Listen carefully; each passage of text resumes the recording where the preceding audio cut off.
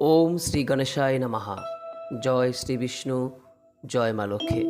বন্ধুরা, আজ ১৬ই বৈশাখ, ৩০শে এপ্রিল, বুধবার। আজকের দিনেই সম্পন্ন হচ্ছে এবছরের পবিত্র অক্ষয় তৃতীয়া, যে দিনটিকে শুধুমাত্র বৈশাখ মাস নয়, সমগ্র বছরের একটি অন্যতম শ্রেষ্ঠ দিন হিসেবে গণ্য করা হয়। বন্ধুরা, আজ অনেকেই হয়তো এই দিনটিতে অক্ষয় তৃতীয়ার পূজা করছেন, অক্ষয় তৃতীয়া পালন করছেন। আজকের দিনে যদি অক্ষয় তৃতীয়ার পূজা করে থাকেন, দিনটি যদি আজকে পালন করে থাকেন, তাহলে অবশ্যই আজ অক্ষয় তৃতীয়ার ব্রত কথাটি একবার হলেও শ্রবণ করুন। যদি কোনো কারণে আপনি আজকে অক্ষয় তৃতীয়ার পূজা বা ব্রত নাও পালন করতে পারেন, কেবলমাত্র এই অক্ষয় তৃতীয়ার ব্রত কথাটি শ্রবণ করে ভগবান শ্রীবিষ্ণু ও মা লক্ষ্মীর উদ্দেশ্যে একটি প্রদীপ প্রজ্বলন করতে পারেন। তাতেও এই অক্ষয় তৃতীয়ার ব্রতের পূর্ণ ফল অনেকাংশে লাভ করা যায়। যদি আজকের দিনে ভগবানের উদ্দেশ্যে সামান্য যবের দানা এবং জল দান করতে পারেন, তাহলে এই দান অক্ষয় দান হিসেবে গণ্য হয়। বন্ধুরা, আজকের দিনে এই অক্ষয় তৃতীয়ার ব্রত কথাটি যতবার আপনি শ্রবণ করবেন, ততই ভগবানের কৃপায় এক পরম শান্তি এবং অনাবিল আনন্দ অনুভব করবেন। আশা করি দর্শক বন্ধুরা, এই অক্ষয় তৃতীয়ার ব্রত কথাটি শ্রবণ করে আপনাদের ভালো লাগবে। শুরু করছি পবিত্র অক্ষয় তৃতীয়ার ব্রত কথা। ওম নমঃ শ্রী বিষ্ণু, ওম নমঃ শ্রী বিষ্ণু, ওম নমঃ শ্রী বিষ্ণু। কুরুক্ষেত্রের যুদ্ধ সবে শেষ হয়েছে। ধর্মরাজ্যের প্রতিষ্ঠা হয়েছে ভারতবর্ষে, কিন্তু সিংহাসনে বসেও মনে শান্তি নেই মহারাজ যুধিষ্ঠিরের। যুদ্ধে এত প্রাণ গিয়েছে, বিপুল অপচয় হয়েছে সহায় সম্পদের। স্বামী পুত্র স্বজনহারা মানুষের কান্নায় ধর্মরাজ কাতর হয়ে পড়েছেন। এই পাপের বোঝা কে বহন করবে? মহারাজ যুধিষ্ঠিরের মনের অস্থিরতা বুঝতে পেরে মহামুনি শতানিক তাকে শোনালেন এই অক্ষয় তৃতীয়ার ব্রত কথা। বহুকাল আগে এক রাগী ও নিষ্ঠুর ব্রাহ্মণ ছিলেন। ব্রাহ্মণ হলে কি হবে? ধর্ম বিষয়ে তার কোনো আগ্রহ ছিল না।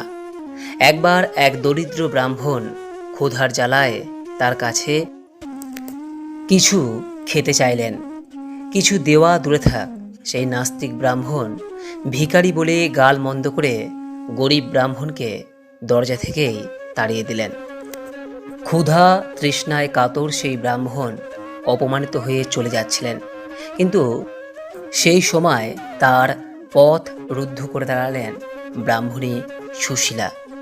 অতিথির কাছে ক্ষমা চেয়ে তিনি বললেন, ভর দুপুরে অতিথি রুষ্ট ও অপমানিত হয়ে ফিরে গেলে সংসারের অমঙ্গল হবে, গৃহে শান্তি সমৃদ্ধি আর থাকবে না।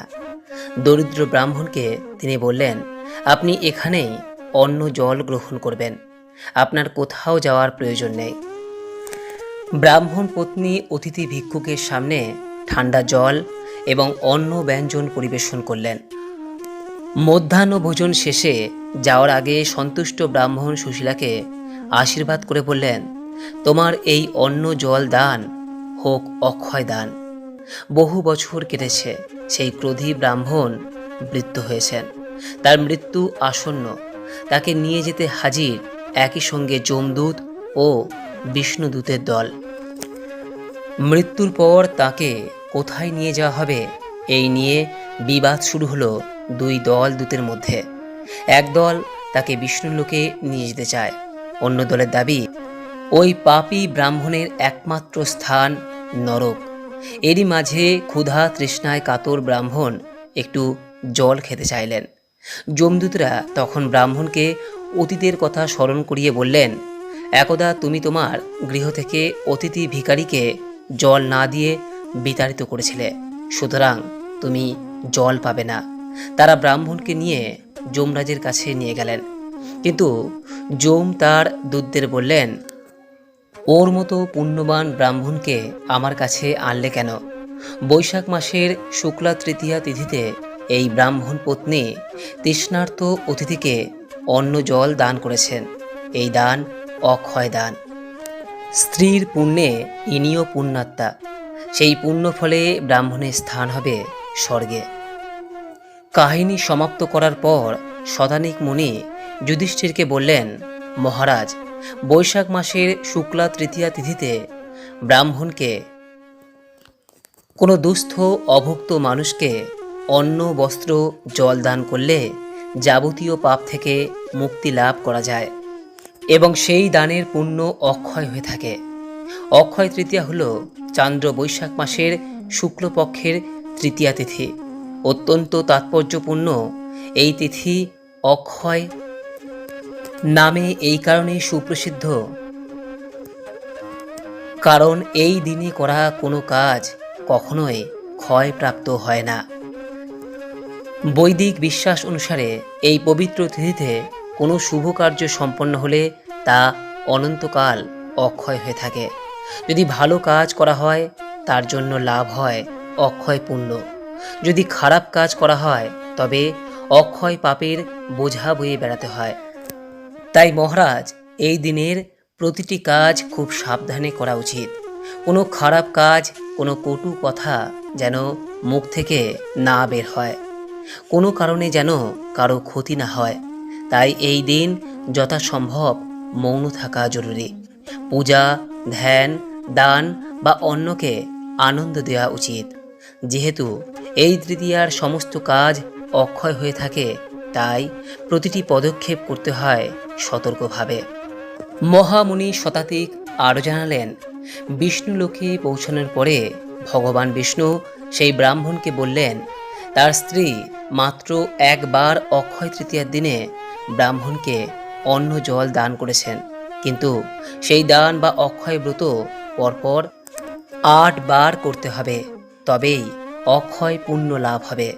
এই বলে বিষ্ণু ব্রাহ্মণকে কিভাবে অক্ষয় ব্রত পালন করতে হবে তা বিশদে বর্ণনা করে পুনশ্চ মর্তে প্রত্যাবর্তন করলেন।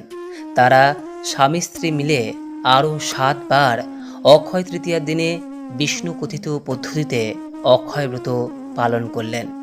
এই ব্রতের প্রধান উপকরণ হল জব।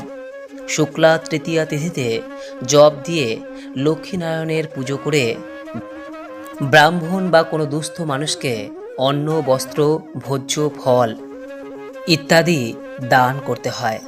ব্রতীরা এই দিন জব দিয়ে তৈরি খাবার খান। নারী পুরুষ নির্বিশেষে সকলেই এই ব্রত পালন করতে সক্ষম হন। ব্রত সমাপ্ত করে যে ব্যক্তি এই ব্রত কথা শ্রবণ করেন তিনি পরম ধাম লাভ করেন এবং পরিবারে সুখ ও সমৃদ্ধি বৃদ্ধিপ্রাপ্ত হয়। এই বলিয়া মহামুনি শতানিক অক্ষয় তৃতীয়ার ব্রত কথা সমাপ্ত করিলেন।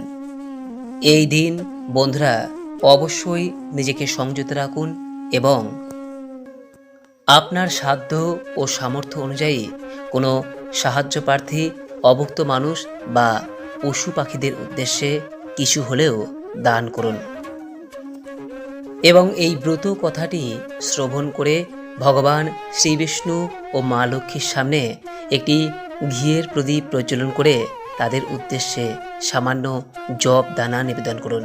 দেখবেন আপনার এই সামান্য কাজ অক্ষয় হয়ে অনন্তকাল আপনার ও আপনার পরিবারের হিতে ফল প্রদান করবে। আশা করি দর্শক বন্ধুরা এই ভিডিওটি আপনার ভালো লেগেছে। যদি ভালো লেগে থাকে তাহলে অনুগ্রহ করে লাইক করবেন, পারলে সকলের উদ্দেশ্যে শেয়ার করবেন।